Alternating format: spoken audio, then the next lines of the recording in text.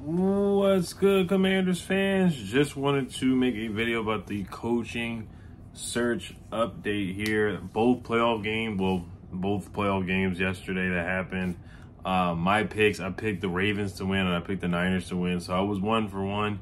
But both the guys that were really zeroing in on, Mike McDonald and Ben Johnson, are now available for interviews. You know, they're finally out of it, you know. But I was rooting for those guys, of course. Ben Johnson, I thought he did a great job on Sunday. I thought Mike McDonald did his part, holding Pat Mahomes to 17 points. If you can hold Pat Mahomes to 17 points, then you're going to have a puncher's chance of that game. He's not the reason why they lost. Ben Johnson's not the reason why the Lions lost. Dan Campbell, we know he loves to gamble. Dan Campbell loves to gamble. We saw the Cowboys game where he went for 3 times in a row when he should have just took the extra point. This game, he goes for it on 4th down. They're up 24-7. They could have just put the game away with a couple field goals, or not put it away, but made it tougher for the Niners to come back. Just take the points. You're already up 24-7. And there was a couple drop passes. Josh Reynolds dropped like 2 passes. There were some mistakes that were out of Ben Johnson's hands, honestly, down the stretch that, you know, were not his fault. And then Jahmyr Gibbs had a good game. Ross St. Brown had a good game. If you tell me on Prize Picks on Ross St. Brown, he got the over on his receiving yards. Jahmyr Gibbs had a touchdown. David Montgomery had a touchdown. Sam Laporta had many catches. So Ben Johnson did a good job. Did the Jameson Williams reverse run for a touchdown. That was a nice play. There was a nice play call for Jameson Williams to get a touchdown catch. So Ben Johnson was scheming his guys open. He was getting guys open. Like I said, Josh Reynolds got open, but he was just dropping passes. Like, he clearly, like, he was on the sideline. They were like showing him how to put his hands out. He just dropped passes. So it wasn't his fault at all. Ben Johnson put up 31 points on a good Niners defense. Now, a lot of people talking about Chase Young. I'm gonna get to the coaching stuff, but I do want to recap championship weekend because it was a fun weekend of football. It was a fun weekend. It was a very competitive weekend of football. Chase Young, I'm not gonna talk about him too much, but we saw the lack of effort on that one play. Like I said, I'm a Chase Young fan, but you gotta talk about when things are going wrong for sure, or when people are not putting up 110% effort. And he definitely did not on that play for the touchdown run for Jahmyr Gibbs. And even Breece Hall spoke. I was like, man, the way they're using Jahmyr Gibbs, and I really want to see Ben Johnson bring that to DC. You know, using B-Rob or whatever running back that we draft, like a speedy scat back, 3rd down running back, a versatile running back can be a wide receiver and running back, you know, catch at the backfield. I know we have that in Gibson, but we'll see if we bring somebody else or draft somebody else. And then Mike McDonald, he did his part.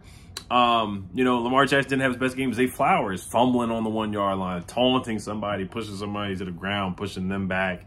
Lamar Jackson throwing into triple coverage. So, unfortunate sequence of events there for the Ravens, man. They definitely let their, Davion Clowney with the roughing the passer. Kyle Van Noy got caught. Travis Kelce got him, and then Kyle Van Noy pushed Kelce, and they threw the flag. You know, another roughing the pass by 98 on Pat Mahomes, hitting him in the head. So their defense, they made some boneheaded. Patrick Queen had an offsides, pushed somebody to the ground. So they kind of lost their composure there.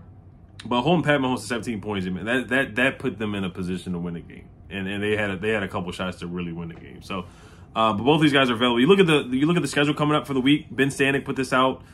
Today they're going to be interviewing Anthony Weaver, the Ravens defensive line coach, Mike McDonald, of course, from the Ravens.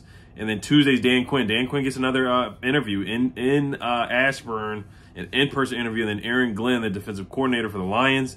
And then Ben Johnson in Detroit. So previously we interviewed Bobby Sloak and Eric Bieniemy. So those are the interviews for this week. And a hire could come in. It could happen this week, and I think it will happen this week. I think they want to get it done. I think Roger Goodell wants to get it done because he does not want it to be announced during the week of the Super Bowl. I think he wants all the coaching announcements to be done this week, so people can focus on that this week, and then they can move on to the Super Bowl media day, all the stuff that's happening next week. Now, Dan Quinn, the Seahawks are looking for him. The Seahawks are interviewing Ben Johnson and Mike McDonald as well. So we have competition. We are the only 2 openings right now. Albert Breer reported Seattle has waited for those 2, but Detroit and Baltimore out. They move forward. The Seahawks are interviewing Lions offensive coordinator Ben Johnson tonight and Ravens defensive coordinator Mike McDonald tomorrow for the head coaching job. So we do have legitimate competition. It was the Panthers, in my opinion, before, but the Panthers went with somebody else. Now the Seahawks, they are a good candidate, man. They have good players. They have Geno Smith, DK Metcalf, Jackson Smith and Jigba, Tyler Lockett, the defense, you know, Devin Witherspoon, Condre Diggs. They have a legitimate defense. So they're a legitimate candidate. Like they're an attractive place too. I think they're an attractive place too in the crowd, just the culture there, the 12th man, all that. So I wouldn't be surprised if Mike Macdonald ended up there. Dan Quinn is really like the obvious pick, but Adam Schefter coming out of nowhere with the contrarian report here. Now he has sources. We all know that he has sources in high places. He usually comes out with stuff first. He went on the Pat McAfee show and said that on Ben Johnson getting the Commander's job, he said he may get the job. He very well may. He's in contention, but that is not a slam dunk at all right now. He would not be surprised. He said, I will bet you at a minimum one of those is not right between Dan Quinn going to Seattle and Ben Johnson going to the Commanders. He said, at a minimum, one of those is not right, maybe both. So we'll see if Adam Schefter's report comes to light. I think 99% of NFL media reporters have said Ben Johnson. Boomer Esiason said Ben Johnson. Many people have come out and pointed out that Ben Johnson is a lock or expected to become the Commanders' head coach in the next few days. So we'll see. And then John Com also tweeted out, Washington can hire its next coach this week. All candidates now free to be hired. All will most likely have had their second interview by Tuesday night. Mike Macdonald scheduled to meet Monday night with the Commanders owner Josh Harris, general manager Adam Peters, and the other Washington leadership per sources. So that is going on tonight as we speak. So like I said, my preference, Mike Macdonald, Ben Johnson. Ben Johnson is my number one guy. He's my number one guy. You see what he did this weekend to the Niners defense. He put them in the position to win. You see what he's done all season, getting guys better, getting guys open. You see that he listens to his players when they come to the sideline and tell him, you know, something they have a mismatch or they have an advantage. He gets these guys the football. He gets David Montgomery the football. He gets Jameer Gibbs the football. He spreads the wealth and he targets his best players. There's no time where we see his best players out there running cardio. They get targets. You know, a screen pass. He manufactures targets for Amon-Ra St. Brown. That's what I want to see for Terry McLaurin. Now, the people saying that, you know, he might want to work with Sam Howell. We'll see. I know he went to North Carolina as well, but Drake May, he's an option too. Jaden Daniels, we'll see if we draft him. But I think he's a guy that could develop all these quarterbacks and get the best out of them for sure. And Bobby Slokas, he's a sleeper. A lot of people are not talking about him at all right now, but he's a sleeper just as you see the way that he developed C.J. Stroud. And then Mike Macdonald, of course, you saw what he did against Ben Johnson. You saw what he's done against some of the best offenses in the NFL, against the Dolphins. Against the Texans, C.J. Stroud held them to single points. Did not even allow them to score a touchdown. The only touchdown that the Texans got in the playoffs was the Steven Sims punt return. If it wasn't for that, they wouldn't have scored a touchdown. So we saw what Mike Macdonald has done to some of the top offenses in the league for sure. All the guys that were interviewed, he basically shut all these guys down. So Mike Macdonald is a legitimate candidate. The only thing is just that he has to find the right offensive coordinator, has to find the right staff to pair with him. So those are the things I'm looking for. And then Dan Quinn, we already know what happened with Dan Quinn in that playoff game. It was terrible. You don't want to judge him off of one game, but we've seen his resume before with the Falcons where they were up 28-3. They ended up losing that game. There's just his clock management, the reason why he got fired, or some of the reasons why he got fired in Atlanta. But he has a decorated resume.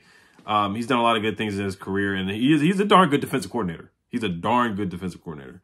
So that is very true for Dan Quinn there. So we'll see how these interviews shake up. It's basically us against the Seahawks. I still think that Ben Johnson is going to end up here. If I had to bet money on it, of course, all the betting odds have Ben Johnson ending up here in D.C. I think that's just where he wants to be, and clearly the Commanders have waited for Ben Johnson to become available for another interview. They're flying to Detroit they're not flying to Detroit for no reason. They're not flying there for no reason. They want to get this done. I think Adam Peters has zeroed in on him. And then we hear the press conference where Ben Johnson said he's heard nothing but good things about Adam Peters. Of course, that's the professional answer to say there, but all signs are pointing there. And I think they would be a great pairing, just two young, innovative minds. And they're both kind of on that same timeline, around that same age frame. So I think they would be a great team, a great tandem to get the Washington Commanders back on track. So, all right, you guys, let me know what you guys think. Like I said, on the prize picks we hit, Travis Kelce hit the over on his receiving yards. Amon-Ra St. Brown hit the over on his receiving yards. You guys tell those on prize picks, 100% deposit match up to $100 using the promo code GRILL at Oliver.